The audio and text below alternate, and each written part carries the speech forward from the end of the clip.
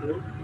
Pada kesempatan kali ini akan memaparkan tentang penyusunan bahan ajar dan rubrik penilaian. Tujuan untuk peserta dapat memahami teknik penyusunan dan pengembangan bahan ajar. 2. Peserta dapat memahami pengembangan evaluasi dan rubrik penilaian.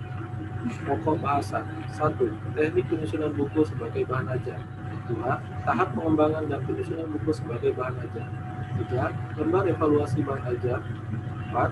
Rubrik atau kriteria penilaian. 1. Teknik penyusunan buku sebagai bahan ajar. Pengertian bahan ajar yaitu suatu materi perkuliahan atau pelajaran disusun secara sistematis sebagai sumber belajar untuk mencapai tujuan pembelajaran. Sedangkan menurut National Center for Competency Based Training adalah segala bentuk bahan yang digunakan untuk membantu dosen atau guru instruktur dalam melaksanakan proses pembelajaran. Fungsi bahan ajar dibedakan menjadi 3 macam. Menurut Prastowo dalam Lestari, 1. Fungsi bahan ajar dalam pembelajaran klasikal antara lain sebagai satu-satunya sumber belajar beserta pengawas dan pengendalian proses pembelajaran. Peserta didik di sini bersifat pasif. 2. Sebagai bahan pendukung proses pembelajaran yang diselenggarakan. 2. Fungsi bahan ajar dalam pembelajaran individu antara lain sebagai media utama dalam proses pembelajaran, sebagai alat yang digunakan untuk menyusun dan mengawasi proses peserta didik dalam memperoleh informasi. Fungsi 3. Fungsi bahan ajar dalam pembelajaran kelompok antara lain sebagai bahan yang terintegrasi dengan proses belajar kelompok dengan cara memberikan informasi tentang latar belakang materi, informasi tentang peran orang-orang yang terlibat dalam pembelajaran, serta menunjang tentang proses pembelajaran kelompoknya sendiri dan dapat meningkatkan motivasi belajar peserta didik. Karakteristik bahan ajar. Menurut Widodo dan Jasmondri, yang pertama adalah self-instructional. Bahan ajar dapat membuat peserta didik mampu membelajarkan diri sendiri dengan bahan ajar yang dikembangkan dan memuat tujuan yang dirumuskan dengan jelas, baik tujuan akhir maupun tujuan antara. Kedua, self-contained, yaitu bahan ajar haruslah memuat seluruh bagian-bagiannya dalam satu buku secara utuh untuk memudahkan peserta didik mempelajari bahan ajar tersebut. Ketiga, stand-alone, berdiri sendiri, yaitu bahan ajar yang dikembangkan tidak tergantung pada bahan ajar lain atau tidak harus digunakan bersama-sama dengan bahan ajar lain. Keempat, adaptif, yaitu bahan ajar hendaknya memiliki daya adaptif yang tinggi terhadap perkembangan ilmu dan teknologi untuk menambah pengetahuan peserta didik terkait perkembangan zaman. Kelima, user friendly, yaitu bahan ajar selayaknya hadir untuk memudahkan peserta didik untuk mendapatkan informasi dengan sejelas-jelasnya. Jenis-jenis bahan ajar. Pengelompokan bahan ajar berdasarkan jenisnya dilakukan dengan berbagai cara oleh masing-masing ahli. Yang pertama, Greenwich dan kawan-kawan 1995 mengelompokkan 5 jenis bahan ajar berdasarkan cara kerjanya, yaitu bahan ajar yang tidak diproyeksikan seperti foto, diagram, display, model. Bahan ajar yang diproyeksikan seperti slide, film strip, overhead, transparansi, proyeksi komputer. Kemudian bahan ajar audio seperti kaset dan compact disc. Bahan ajar video seperti video dan film, dan bahan ajar media komputer, misalnya Computer Mediated Instruction (CMI), Computer Based Multimedia atau Hypermedia. 2. Ellington dan Press 1997 mengelompokkan 7 jenis bahan ajar berdasarkan bentuknya, yaitu bahan ajar cetak dan duplikatnya, misalnya hands-on, lembar kerja peserta didik, bahan belajar mandiri, bahan untuk belajar kelompok, kemudian bahan ajar display yang tidak diproyeksikan, misalkan flip chart, poster, model, dan foto. Kemudian bahan ajar display diam yang diproyeksikan, misalnya slide, film strip, dan lain-lain. Bahan ajar audio, misalnya audio disc, audio tapes, dan siaran radio. Bahan ajar audio yang dihubungkan dengan bahan visual diam, misalnya program slide suara, program film strip bersuara, tape model, dan tape reality. Bahan ajar video, misalnya siaran televisi dan rekaman video tape. Bahan ajar komputer, misalkan Computer Assist Instruction (CAA) dan Computer Based Tutorial (CBT). Berdasarkan berbagai sudut pandang beberapa ahli tersebut, dapat dibagi dalam 2 kelompok besar, yaitu 1. Jenis bahan ajar cetak, buku, modul, handout, dan lembar kerja. 2. Bahan ajar non cetak, misalkan bahan ajar yang dikembangkan dari barang sederhana, bahan ajar diam, dan display. Contohnya video, audio, dan overhead transparansi atau OHT. Buku. Buku sebagai bahan ajar merupakan buku yang berisi ilmu pengetahuan, hasil analisis terhadap kurikulum dalam bentuk tertulis. Buku disusun dengan menggunakan bahasa sederhana, menarik, dilengkapi gambar, keterangan, isi buku, dan daftar pustaka. Secara umum, buku dibedakan menjadi 4 jenis, Prastowo dan Lestari.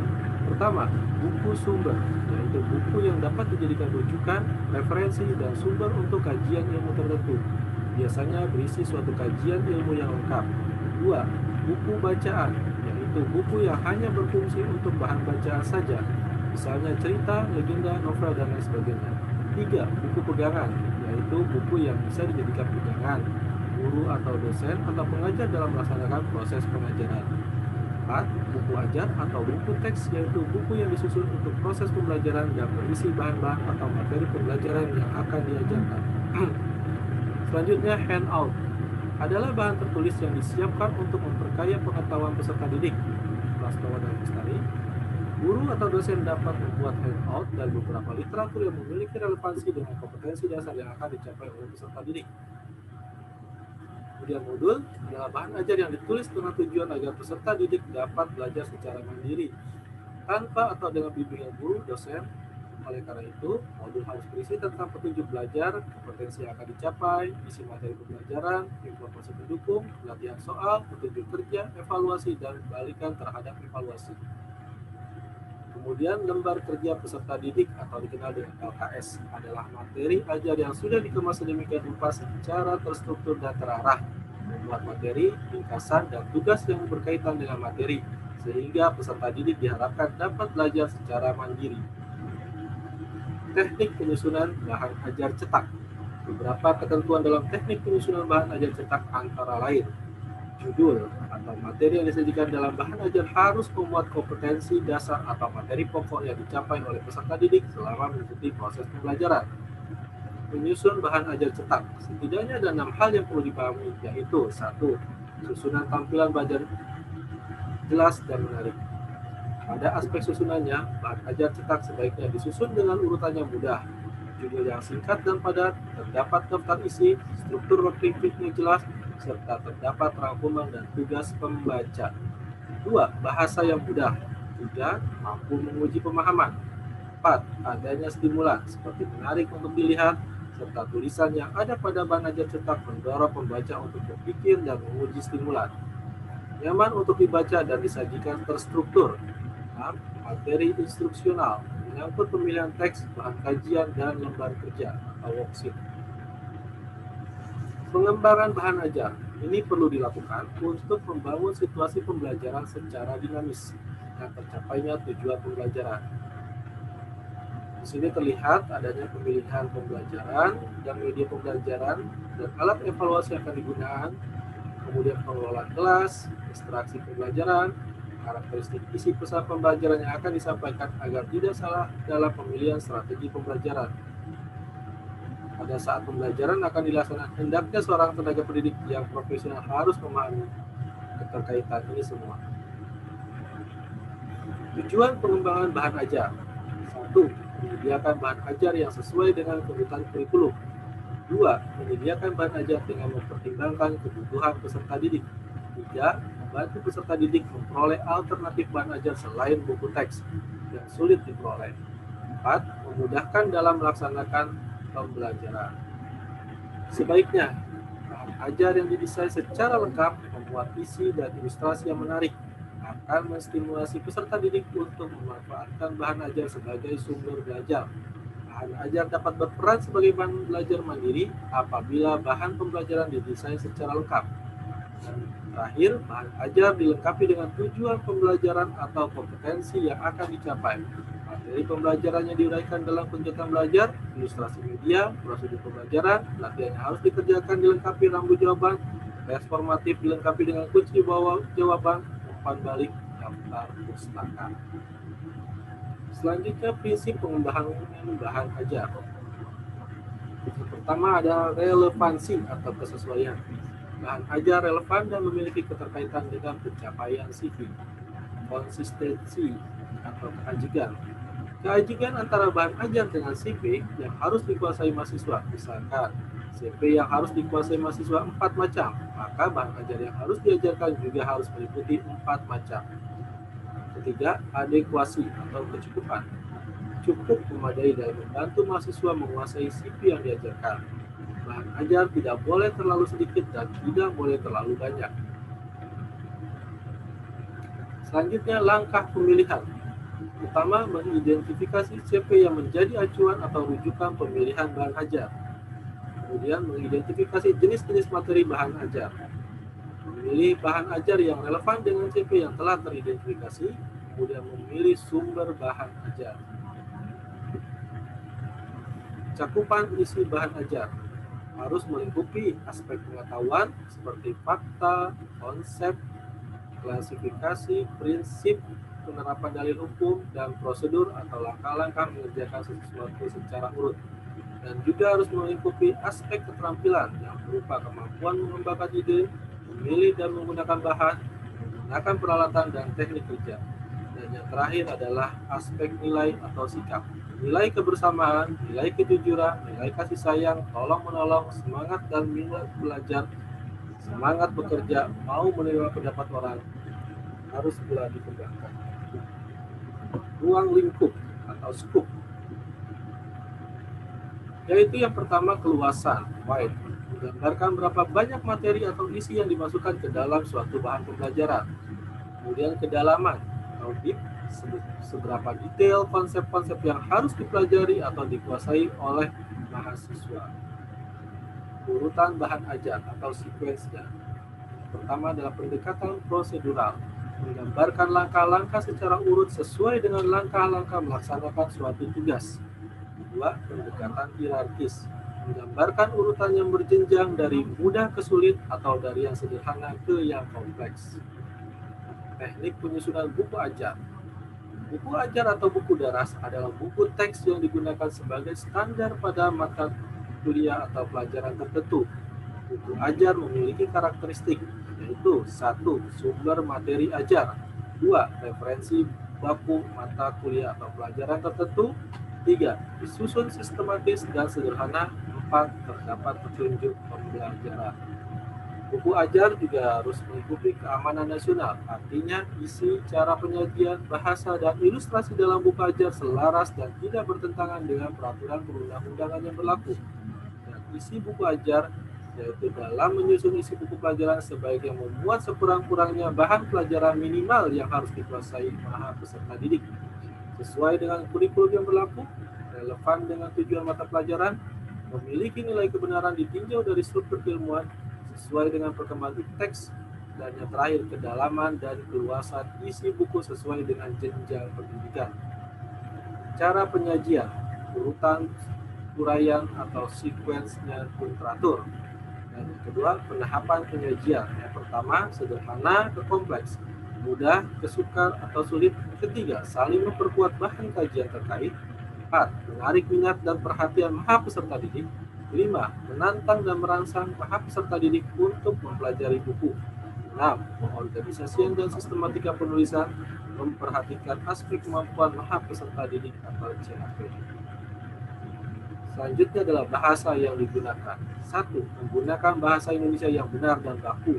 2. Kalimat yang digunakan sesuai dengan tingkat kematangan dan perkembangan peserta didik. 3. Istilah kosakata dan simbol-simbol dapat mempermudah pemahaman peserta didik. 4. Menggunakan transliterasi yang telah dibakukan. Kemudian ilustrasi. Yang pertama, relevan dengan isi buku ajar yang bersangkutan. 2. Tidak mengganggu kesinambungan antar kalimat, antar paragraf, dan bagian dari keseluruhan isi buku. 3. Merupakan bagian terpadu dari keseluruhan isi buku. 4. Jelas, baik, dan esensial untuk membantu peserta didik dalam memahami konsep.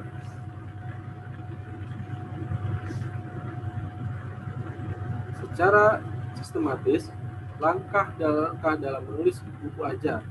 1. Menyusun RPS, rencana pembelajaran semester, yaitu harus mengacu sebagai acuan proses pembelajaran jangka pelajaran. RPS sebagai materi atau substansi buku ajar. RPS membuat CPMK dan sub CPMK sebagai sasaran tujuan yang ingin dicapai. 2. Mulai menyusun outline pendahuluan, deskripsi mata kuliah, CPMK dan sub CPMK, petunjuk penggunaan buku ajar, dan keempat, kompetensi prasyarat.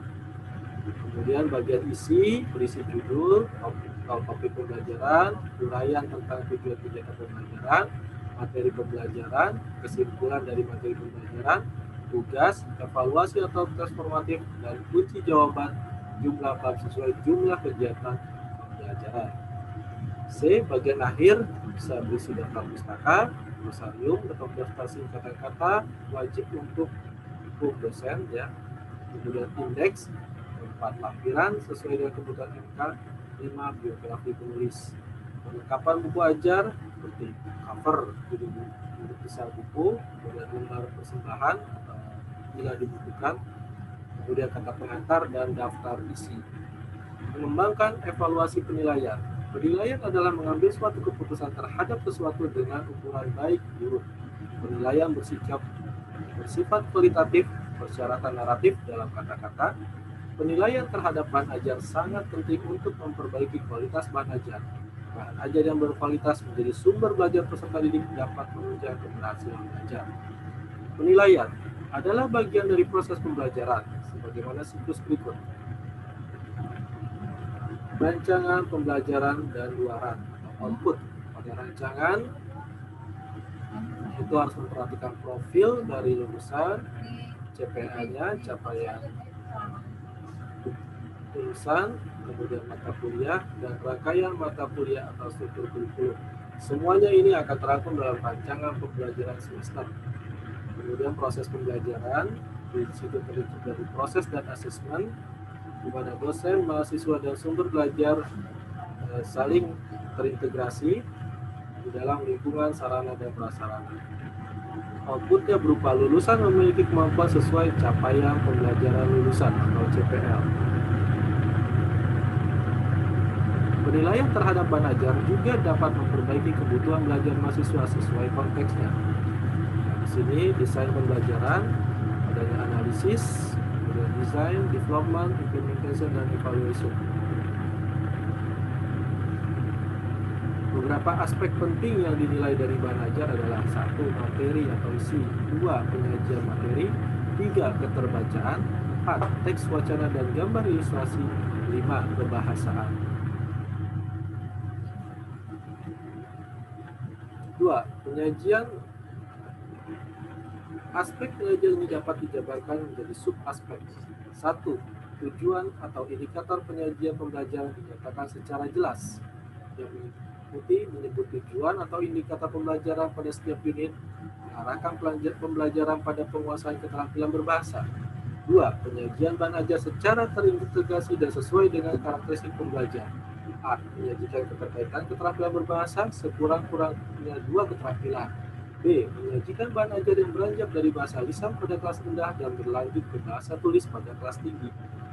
3. Penyajian bahan ajar mendorong pembelajar secara aktif dan kreatif, menuntut aktivitas pembelajar untuk mendengar, berbicara, membaca, dan menulis pada tingkatannya, mendorong pembelajar untuk aktif berkomunikasi, mendorong pembelajar untuk kreatif berbahasa dengan menggunakan situasi konkret.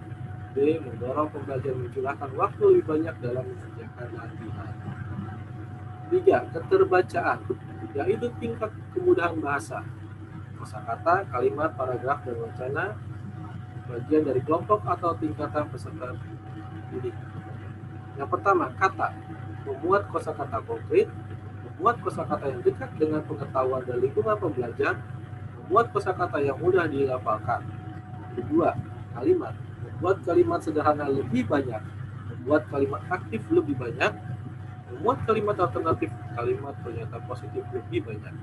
Paragraf, membuat paragraf deduktif lebih banyak, membuat paragraf yang terstruktur dengan baik lebih banyak, membuat paragraf yang menunjukkan hubungan makna, kohesi lebih banyak, membuat paragraf yang saling berhubungan dengan baik.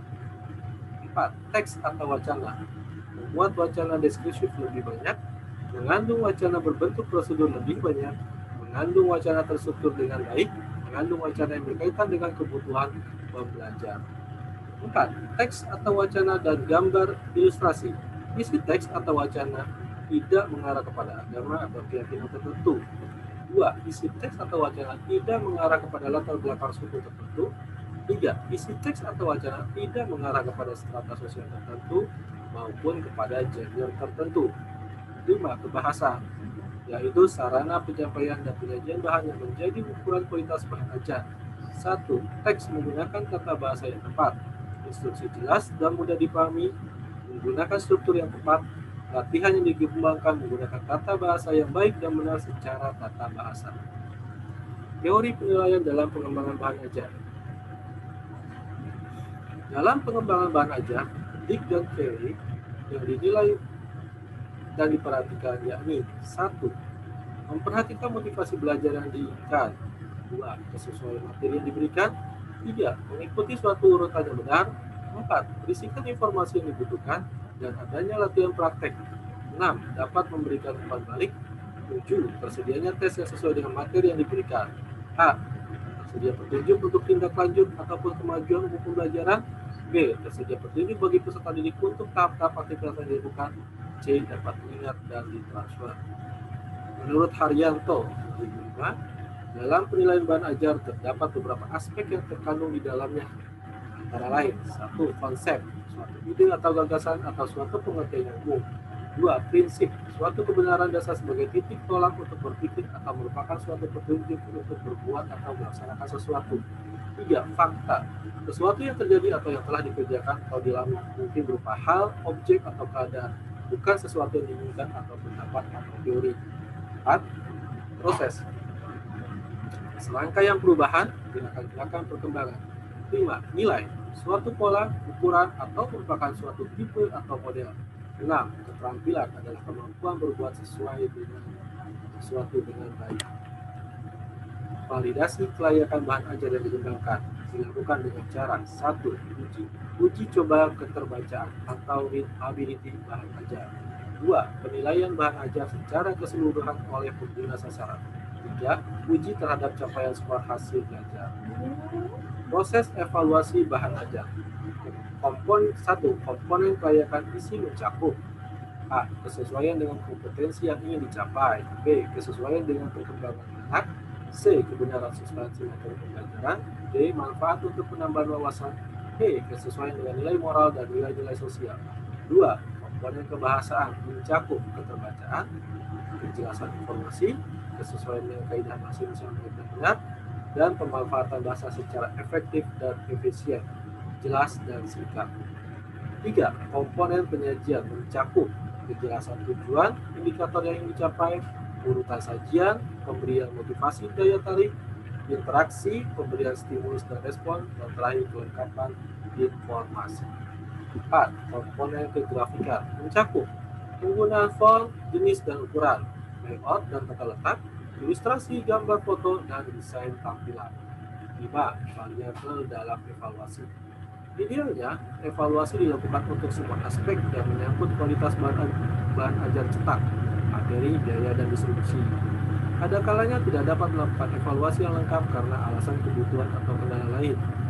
Maka, terdapat beragam format alat bantu dalam evaluasi.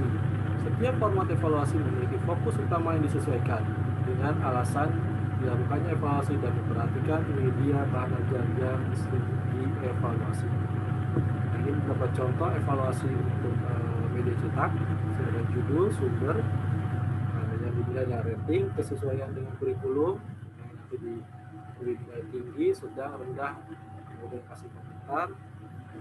Kemudian yang dicek lagi adalah akurasi dan kebaruan, kejelasan dan ketepatan bahasa, menimbulkan atau menjaga motivasi, partisipasi pembelajar, kualitas, teknik, bukti efektivitas, bebas bias, panduan pengguna, kesesuaian tingkat baca, kejelasan pengorganisasian, daftar isi atau indeks. Nah, ini saling nanti diukur apakah bagus, berarti tinggi, sedang, rendah. Jadi hasil akhirnya dilakukan evaluasi tentang kekuatan dan kelemahannya, kemudian langkah-langkah yang direkomendasikan. Sebagai penutup, Pengembangan buku ajar atau daras sesuai dengan kurikulum dan dinamika yang ada. Evaluasi buku ajar diperlukan untuk menghasilkan desain bahan ajar yang baik akan meningkatkan kualitas pembelajaran dalam mencapai CPL, capaian pembelajaran bersama. Demikian yang bisa saya sampaikan, semoga bermanfaat. Wallahu a'lam bishawab. Wassalamualaikum warahmatullahi wabarakatuh.